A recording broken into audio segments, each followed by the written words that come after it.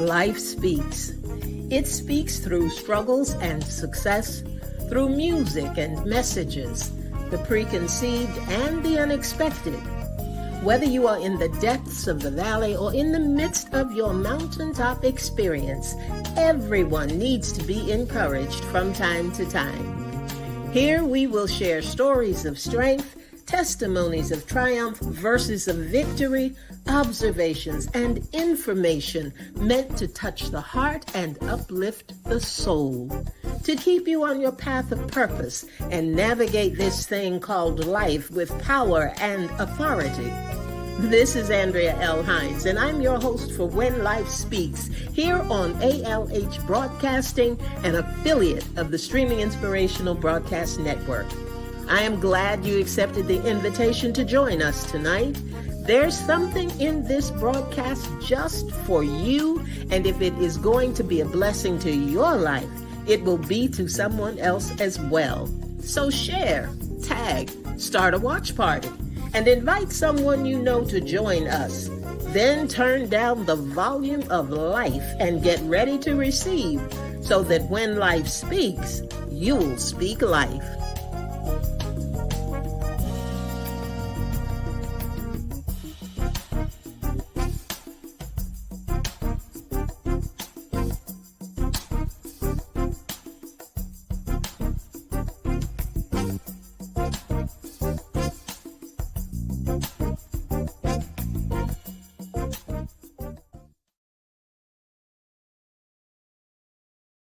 Well, good evening, everybody, and welcome to When Life Speaks.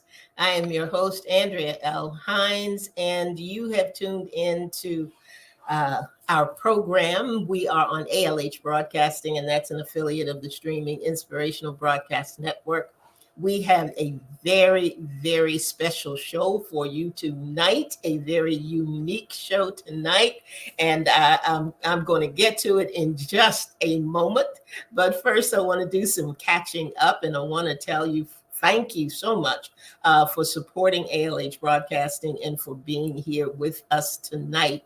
Alan will put up any countries that come in. We usually have Jamaica and sometimes Canada and Spain and some other folks around the world. And if they come in, Alan will indeed put them into the comment section so that we can properly acknowledge them. We see Linda Cooks is in the house this evening. We've got our South Carolina connection in the house. That's Miss Angie Oliphant is there. Victoria Henderson is there. Good evening, Victoria. I see Trelyn has joined us tonight, and we'll see who else comes alongside us and participates in this great discussion we've got going. You know, sometimes people come in, but they sort of hide in the background and they don't want to make comments, but that's okay. We know you're out there. We appreciate you. There's Steve Sims, Pastor Sims. Good evening to you. And I see Pastor Valerie is on as well. Thank you all so much for joining tonight. And let me bring you up to date. There were some things that had happened in the past with some folks that were guests on our program. One of them was, let me see, she is an elder, yeah, got her name right, Elder Jacobs. And she is with an organization called Sisters Who Care. And they are having a food drive that is going on. It's going to be starting, I think, September 2nd and go through the 15th. She was a wonderful guest. The organization is a good organization, and we try to support those great folks who come across our paths. So along with her, there was Rick and Jane McKinney. Oh, my goodness. They were wonderful. They have also written a book called And So We Walked. They walked across America from California to Washington, D.C., and they wrote a book about it. They also have written a children's book to accompany that. And both of these guests, these sets of guests who were on, I mean, their programs really made a great impact on the listeners and on me as well. So when our newsletter comes out, which is always the first Monday of the month, which will be this Monday coming up, there are all the details for these individuals and the work that they are doing. So be sure that you get your newsletter and that you look at their articles and their information so you can keep up with what's going on. And that sound good? I hope so, because that's what we're going to do, right? Yeah, right. Now, tonight, I am doing something that I have never done before. And usually, we will have one guest. Sometimes we have two at the most. But tonight, we have a group. We have the leadership of the Well Church here in North Carolina, in Burlington, North Carolina. And they are going to help me with a discussion on one of the latest books that I have out, which is called Masters of the Mask. Let me see if I can turn it around a little bit. Masters of the Mask. And I'm not going to tell you how we are going to present this discussion. This is going to be we'll know as we go. I'm really excited that they are going to be with us, and I'm excited about the things that they are going to say. So we're going to just take a little break right here. Good evening, Ida. Glad to have you in the house tonight. We're going to take a little break right here, and when we come back, you're going to meet the leadership of the Well Church right here in Burlington, North Carolina. So hang in there. We're going to take just a breath and a break, as we say, and we'll be right back with you.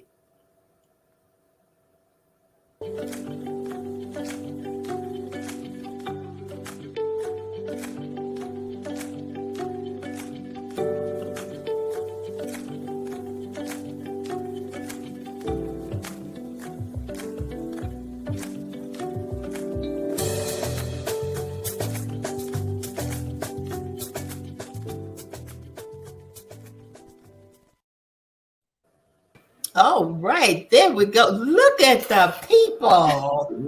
Look at the people.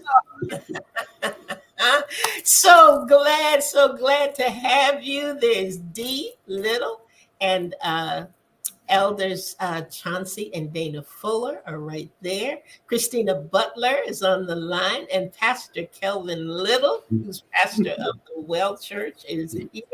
And I tell you what, I am really, really excited.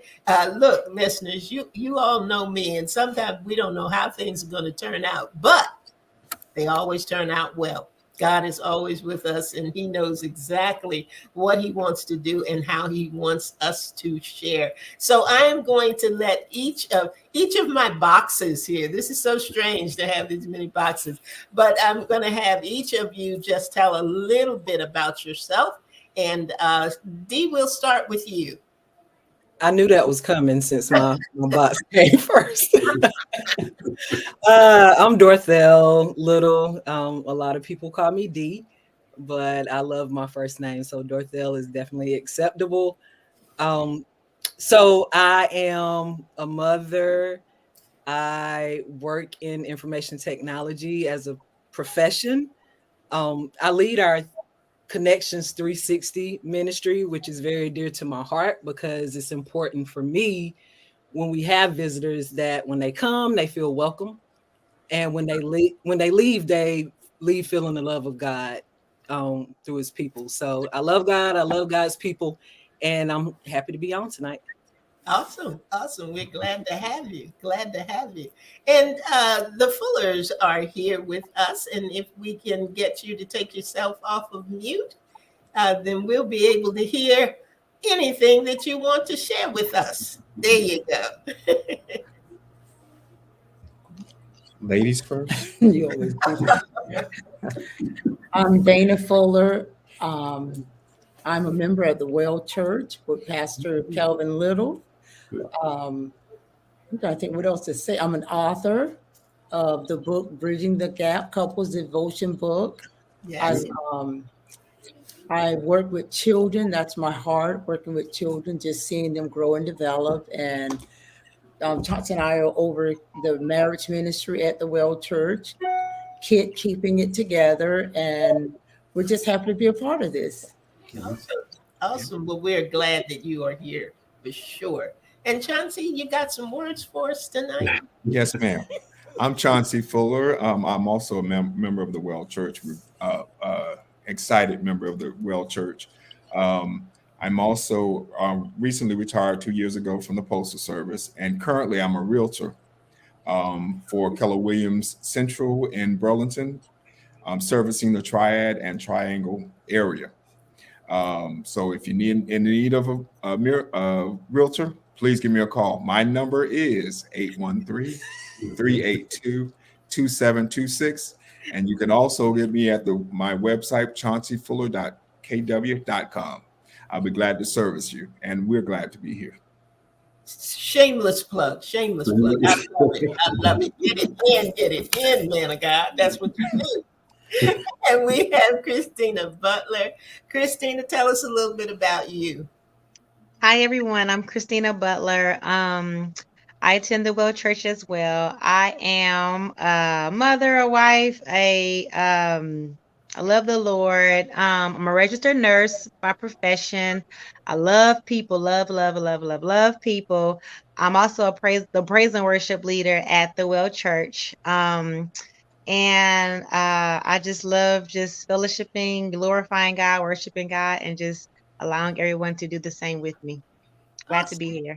Very good. Very good. Yeah. And last but not least is Pastor of the Well Church, Pastor Kelvin Little. Talk to us a little bit, sir. Tell us a little bit about you, whatever you want to share.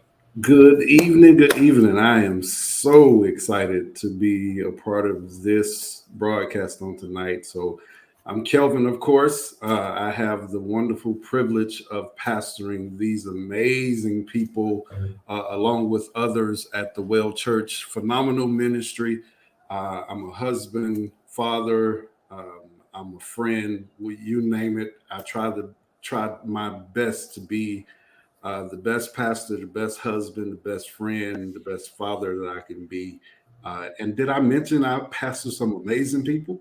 Well, church is That. that deal. Yeah. We're excited to be here on tonight. Yeah.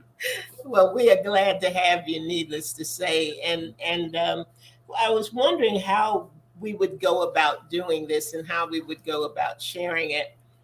And this little book, and I never can get it right. I think that's about the best that I can do. Masters of the Mask is something that I wrote in the spring. It was a while in the making.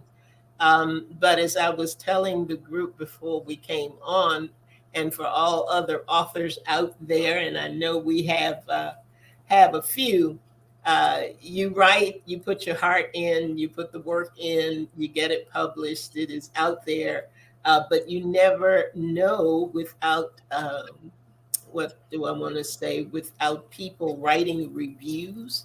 You don't always know how the work is received. And I was really very happy that Pastor Kelvin had decided to use this little book in a very different way.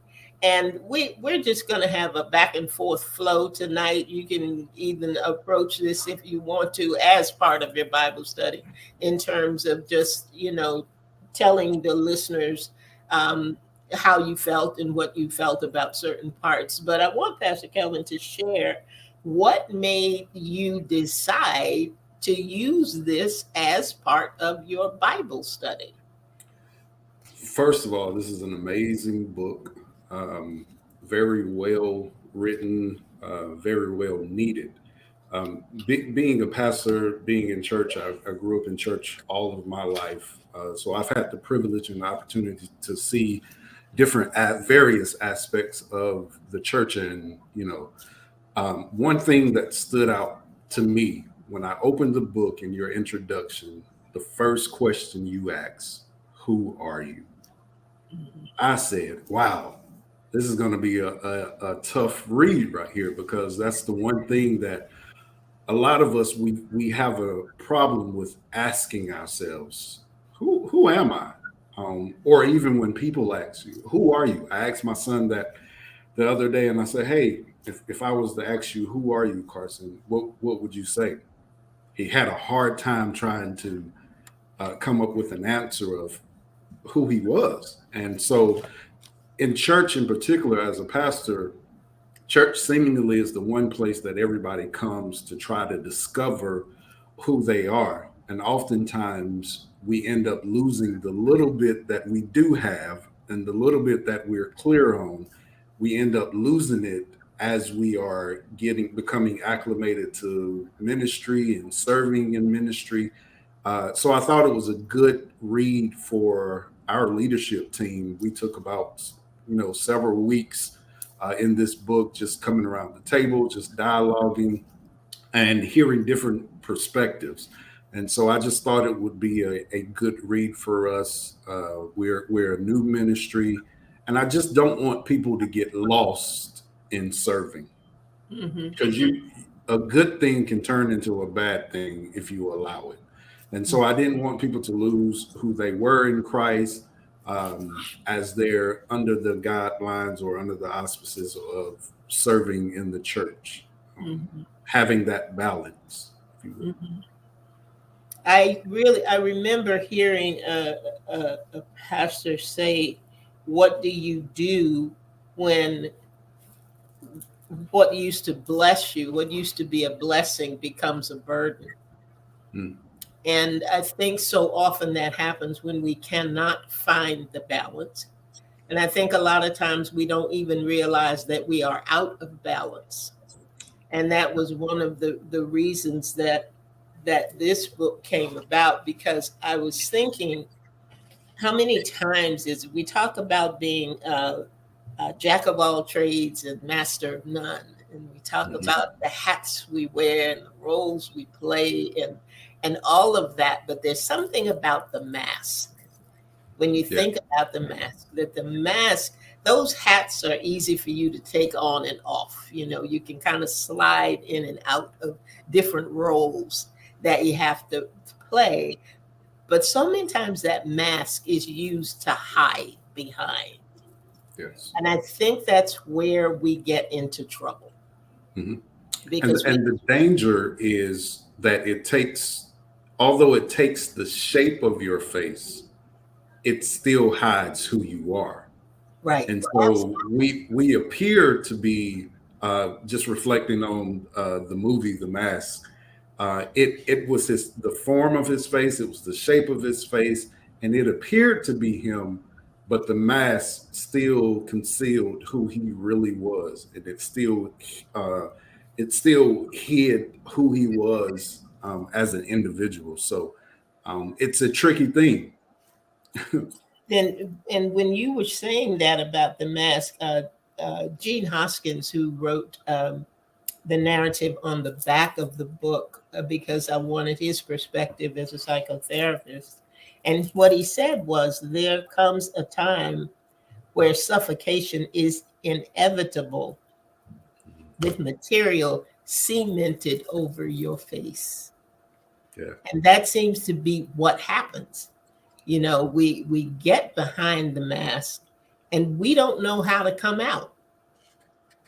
If there's a problem, if there's trouble, if there's anything that's going wrong, or anything that may cause who we are behind that mask to be revealed, we don't know what to do.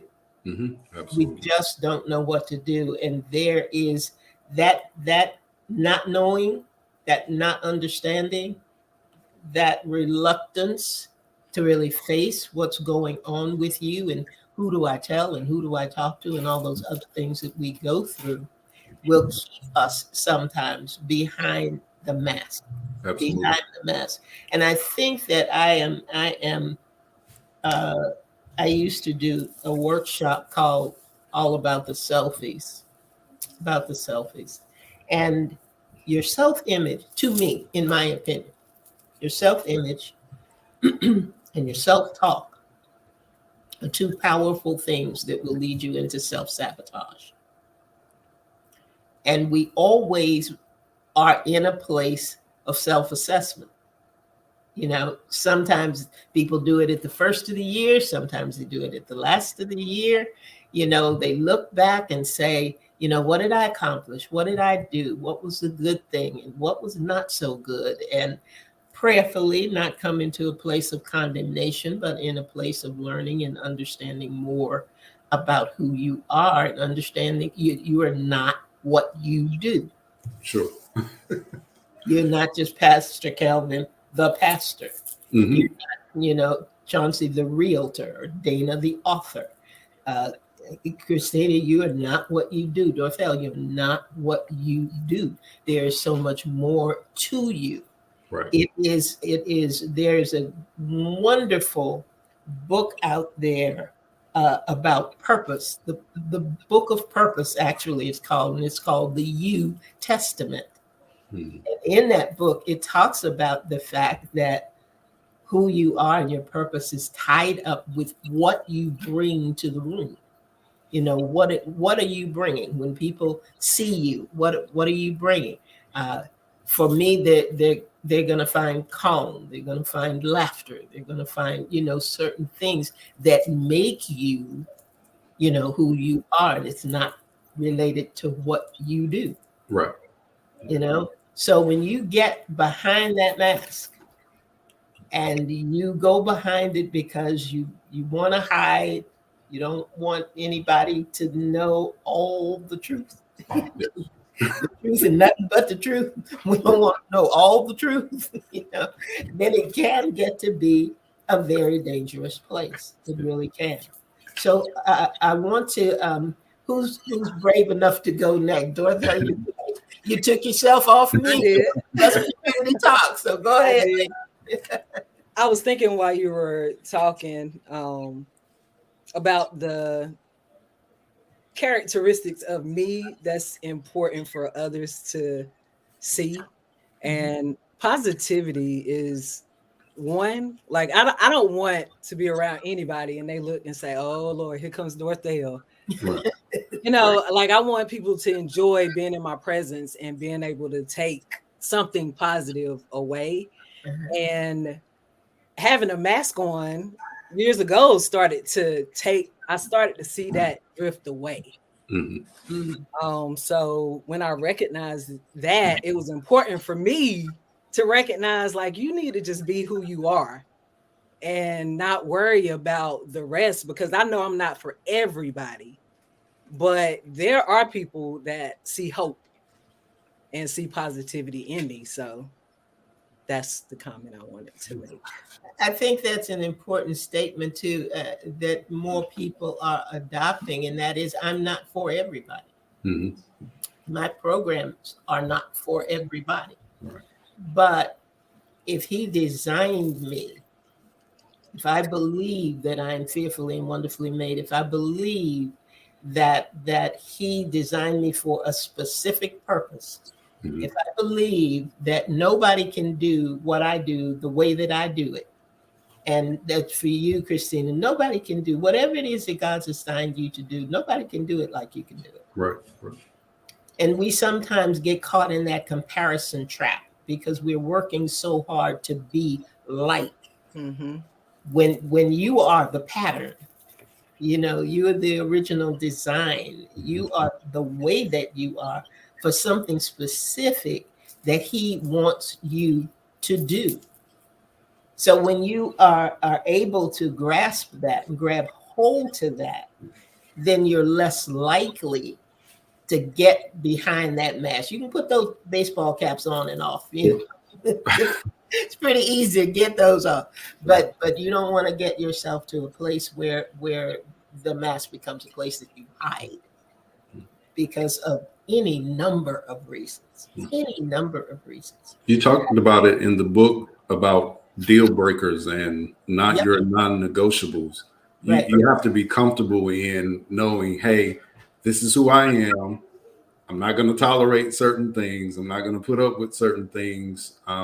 This is it. Who you see is who you get. And so you have to have those, like Dee said. That's the first time I called you Dee, right? Don't worry about it. Like Dorothea said, like her positivity, that's her thing, and we can't afford to let anybody take those non-negotiables away from us, our identity.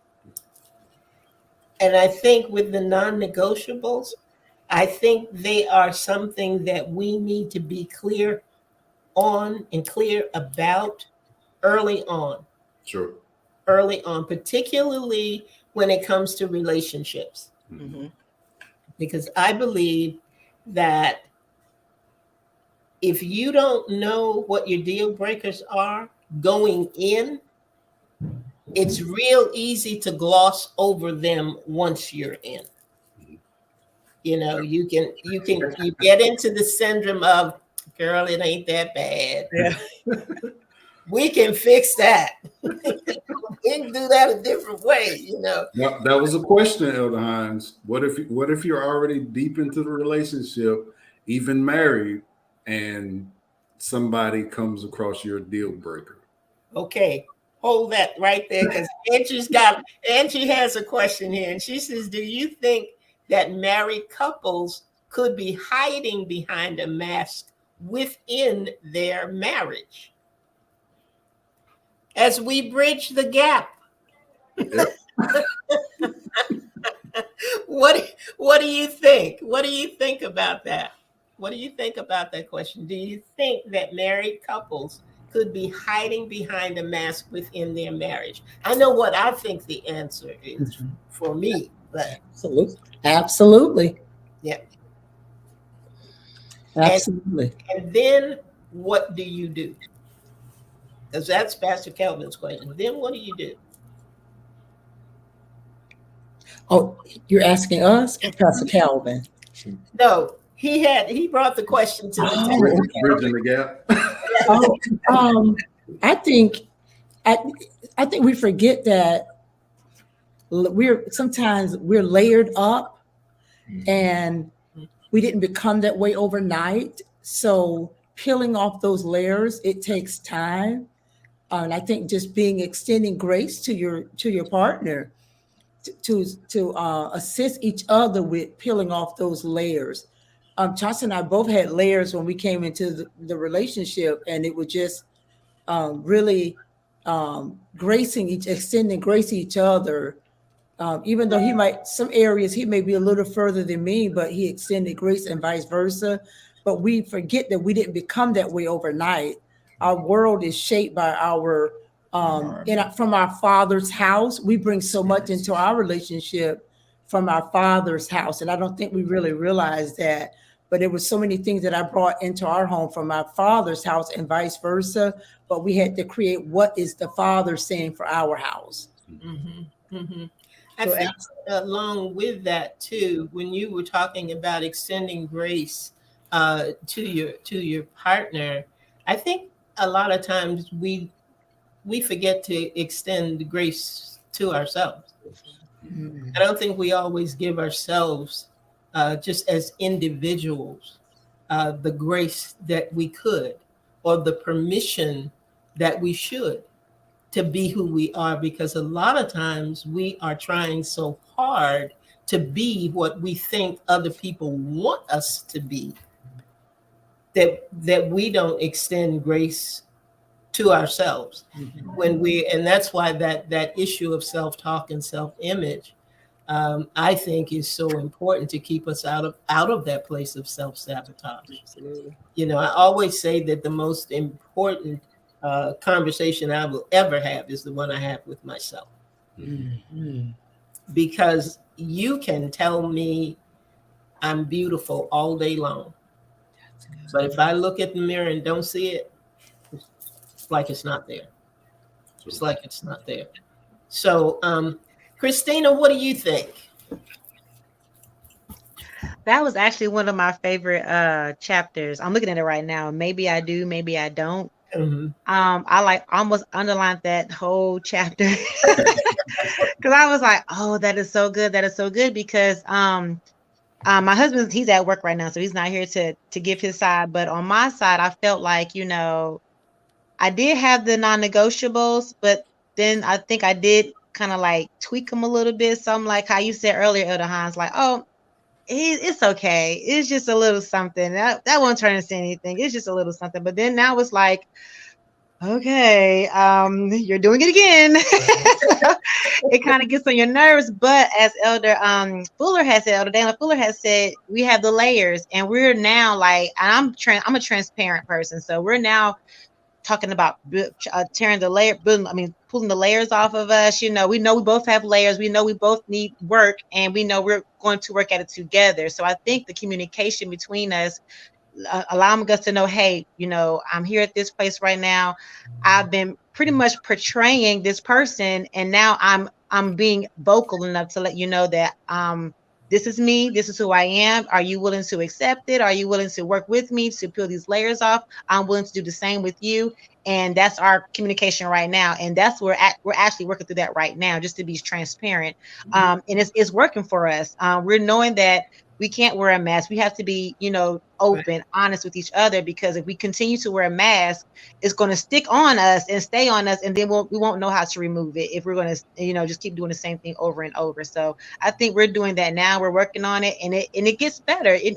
Over time, it will get better. We do see the light at the end of the tunnel, and I just think that this chapter brought out a lot in us. It let us see ourselves naked, just let us see ourselves before ourselves, and it brought a lot of light to what we were going through at the present time. I mean, thank you for that.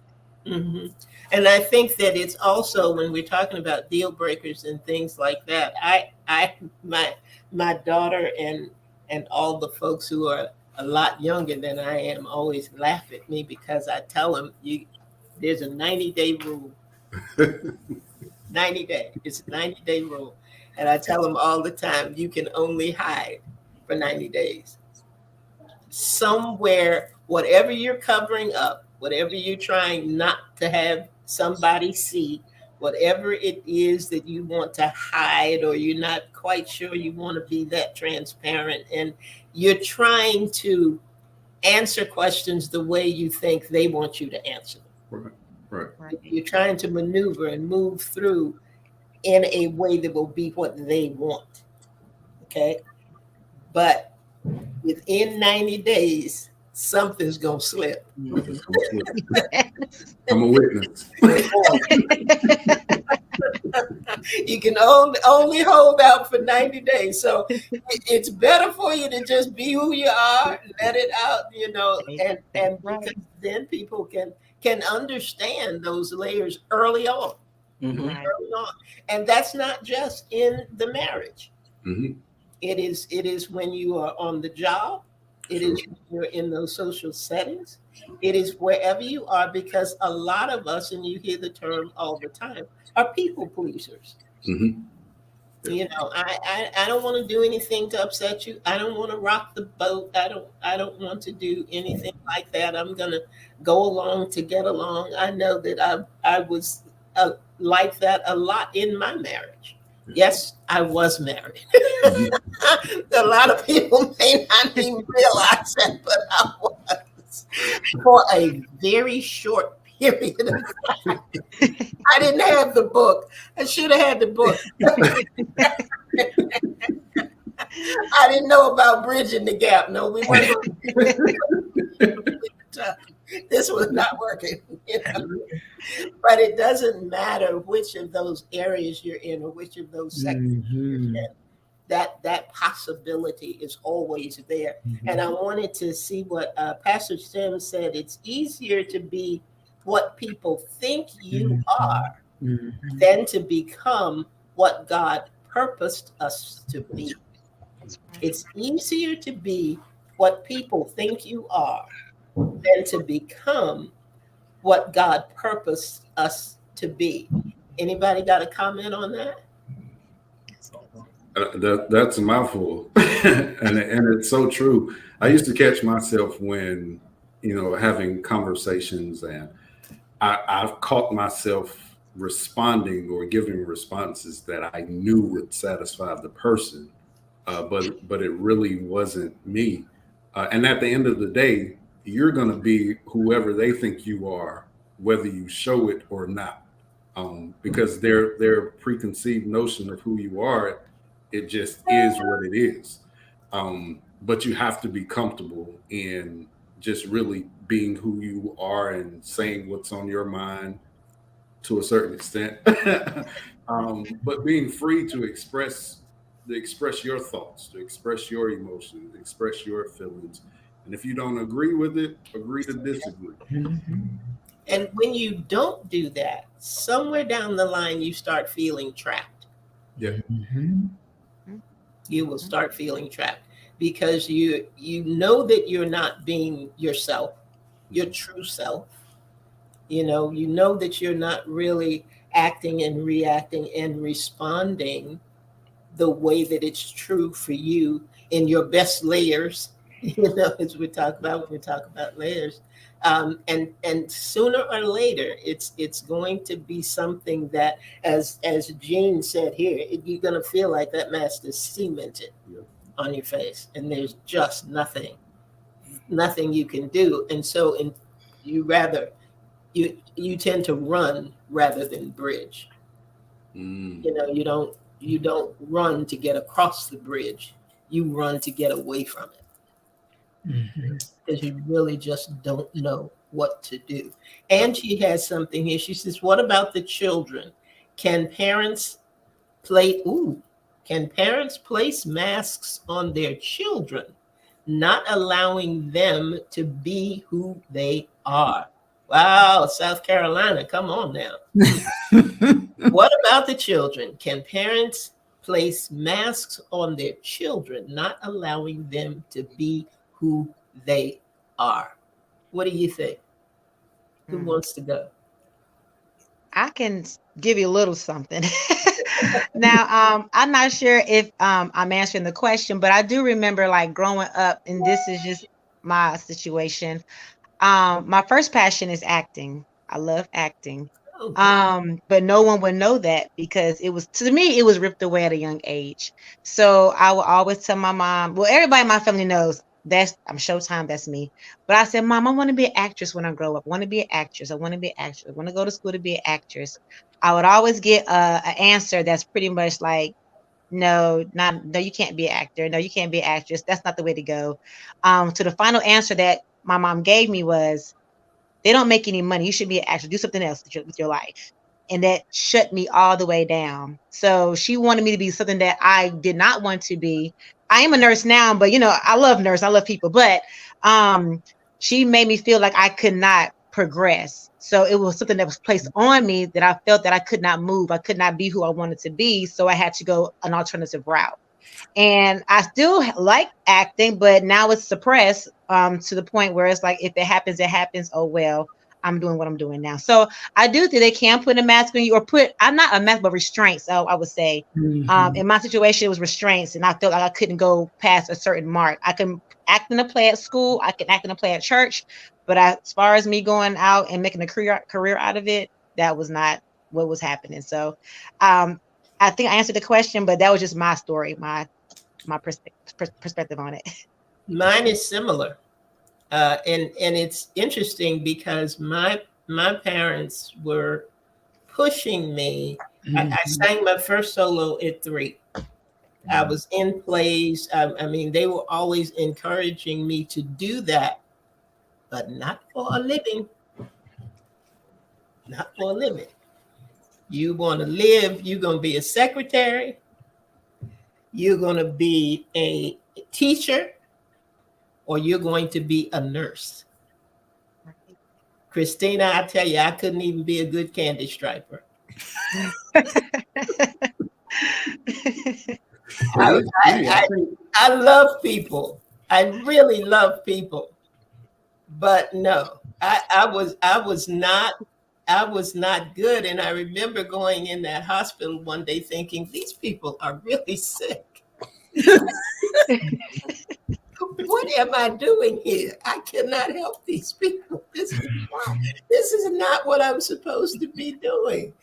But my parents, and I'm much older than most of you, so they didn't have any sense of this is something that you could do for your life. Yeah. You couldn't do that for your life. So yes, it does put restraints on you, and in some way, it is a mask for you because you end up being something and trying to do something that's really not your passion to do. Right.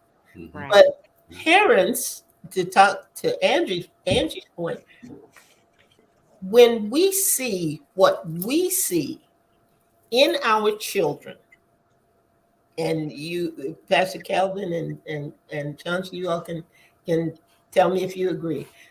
If I see that my child tends to be musical, Mhm. okay, that's where I'm gonna push him. Mhm. But he also may be a good mathematician. Mhm. Mm-hmm. Yeah. He may prefer numbers. Yeah. He may want to be an accountant. And we're pushing them to do what we think. Mm-hmm. That's your mom, um, Christina. We're pushing them to what we think would be the best thing for them.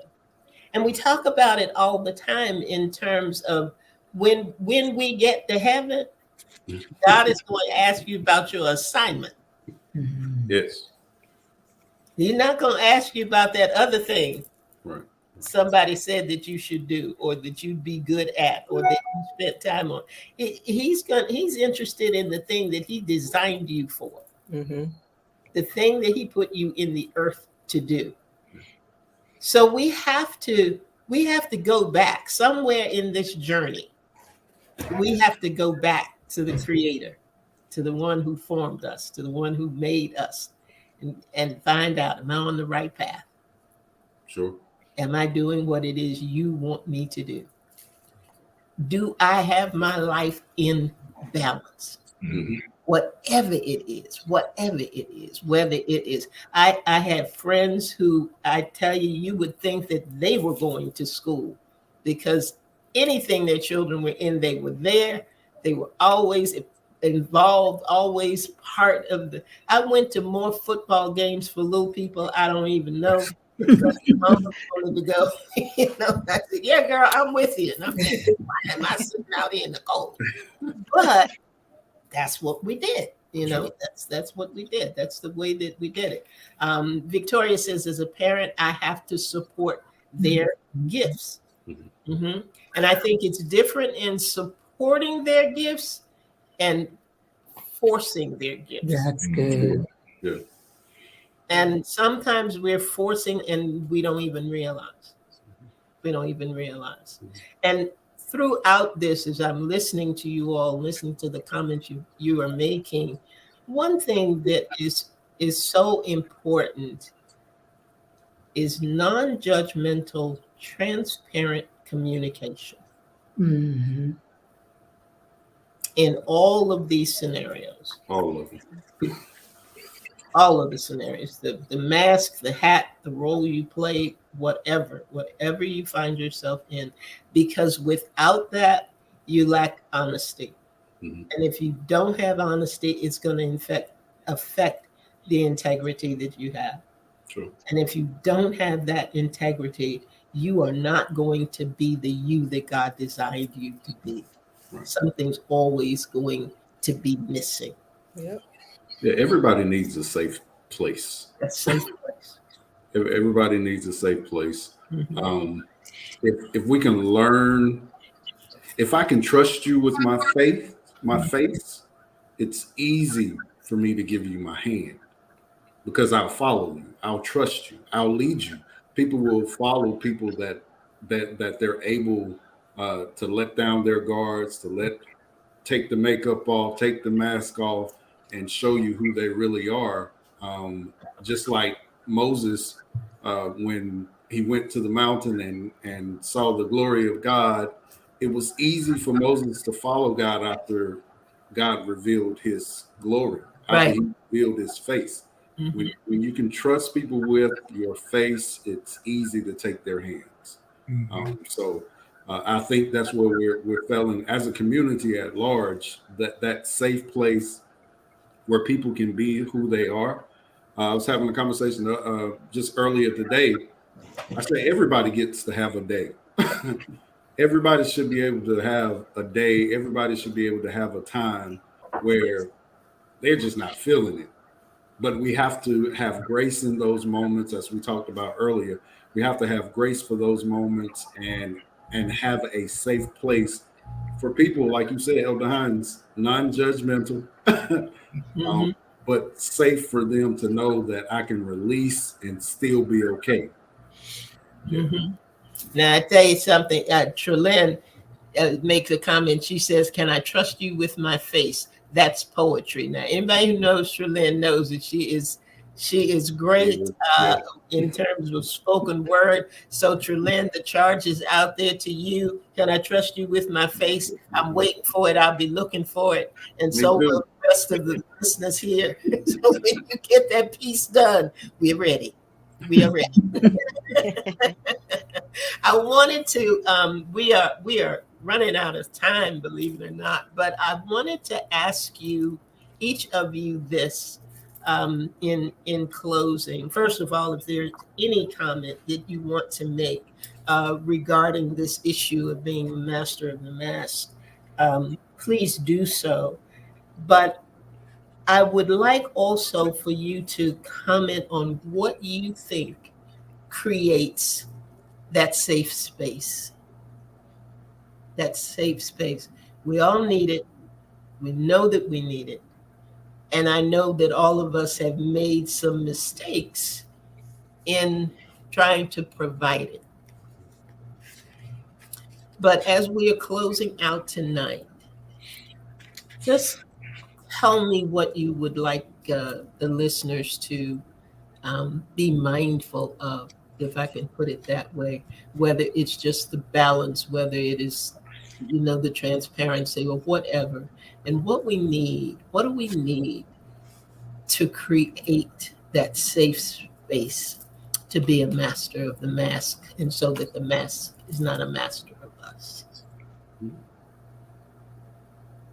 I'll start. I think one thing that we can do is to just take that risk of being vulnerable, not with others, but with yourself. Just that vulnerability of just kind of like doing a self-assessment of yourself to see where your flaws are and where they could possibly be. So just take a self-assessment of your vulnerability and take the risk of actually doing that assessment. I like that. It's good. Risk of being vulnerable. What about you, Dorothea? What are you thinking? I would I would say trust yourself. Mhm. Don't don't lose yourself at the risk of trying to save others, trying to save feelings, trying to trust yourself, and take care of self first. Like, you're important too. And I think about the safe space, it's always love. Good, good, good. Very good. Very good. Elders, Chauncey and Dana, what are you thinking? I would say to create a safe space, and you're saying safe space for someone else. Oh, no. Oh, we thought we were on mute, but No. create a safe space for others. That's what you're saying. Mm-hmm. Okay, so in creating a safe space for others, I think you have to talk to them with love. You have to be able to have them to trust you, to be able to have a space and not to be judgmental. They have to know that you're not going to judge them. Some people may use humor. That's a way to draw people in, because everybody can relate to humor. Mm-hmm. And that what you can draw people by humor, and then that's one way to draw them, but also let them know that they can trust you. I mean, they can trust you, and that you love them, and you're not going to judge. And most importantly, consider yourselves. Okay. Consider yourselves, because a lot of times we have people who want to judge everybody else, and they're the main ones that need to be judged, if you will. But if you consider yourselves, how I would want somebody to be, how I would want somebody to respond, then you'll be more apt to not judge. Mm-hmm. Amen. That's great. Yeah. Dan, did you have anything? I would just, for me, that safe place is someone that listens, not to respond to what I'm saying, but just listen to hear what I'm saying. And that just makes me, that's a safe place for me, especially with us. I say, when Chauncey just listens to my heart, you say, I'm talking to you as my best friend. So he's just listening not judging me on what I'm feeling, but just listening. I think for both of us, that creates a safe place for us. And Elder Hines, I'm telling you, this book is Amazing. just amazing. Amazing. And Saturday when we were doing the test, I have to say this, and I was looking at the title as you were talking, Masters of the Mask, and what I heard was Master of the Master, Master. Masters of the Master, and us becoming masters of the Master, of what He calls for us to do, being our authentic self. And it's so good, but so many times and I constantly we ask each other this question: have we worn masks? We just sat down after we had that test. Have I ever wore a mask with you? You know, or do I wear a mask? And he said, no, you don't wear a mask. And but this is so relevant especially for the body of Christ, because there's so many. He wants us to be who He's created us to be, Right. but it's so easy to conceal versus reveal. If there's flaws, if I'm jealous, if I envy, if I have strife in me, I can never heal from that until it's revealed. Yeah. And so when I tell you this book I have read it several times. I'm going to read it again because it's so relevant. Like I say, especially for the body of Christ, because so many, I'm not judging, but I know so many today that are still wearing masks. They just love who He created you to be. Mhm. Like Dorothea said, this is who I am, like it or not. This is who God has created me to be. And just be the authentic person that God created you to be. And Elder, thank you so much for this book. Thank you. I can't wait for thank volume 2. Yeah. Oh dear. I You put need it. it out there, so I gotta accept that charge too, I guess. Thank you. Thank you for your kind words. And Pastor Kelvin, do you have something in closing for us? Amazing. Just to piggyback on Elder Dana, amazing book. And I'm committing to have this as a part of our onboarding process for new members. Oh, wonderful. Because again, coming into an organization, not just for church, because again, if people are not healthy at home, if they're not healthy in the workplace, then they're not going to be healthy in the church. We talked last night about this balance. It is not adding to one and taking away from the other. But balance is, if you're going hard at church, go hard at home. Yes. Go hard in the marketplace. Go hard wherever you are, so that the scales can equally balance out. You close the book with, you can only own the power of the mass by removing it. Everybody should know the only way that you get power over this mass is that you have to have the ability to remove it. And again, I echo what everybody has said. Love, a place of transparency. Elder Fuller, consider yourself. That's the golden rule. Do unto others as you would have them to do unto you. Judging is not an issue until you can't take the judgment back. Because Jesus says, hey, whatever measure you throw out there, it's going to come back to you. So judge not, lest you be judged. So that should be the guiding force. When I sit down with people, I'm always trying to put myself in their position. I'm always trying to feel what they feel, so that we can. Some people can't pull the mask off by themselves. They need somebody to help. So we want to be people that's willing and available, agents of God, to sit down with people and say, hey, let me help you pull this off. I see you. I see you, and I know that's not you. So let me help you pull that off. Yeah. Awesome. Awesome. Thank you all so much. I appreciate you taking the risk and doing this tonight. It has been really good for me as the author, but I think it's been good for all of those who had the opportunity to hear what your take on the book was and what you were able to gain from it. So I thank you so much. Thank you for having us. Go ahead. No, I was saying thank you for having us. Oh, absolutely. You'll be back. Don't act like this is not going to happen again. I don't know what we'll be talking about, but you'll be back. I pray.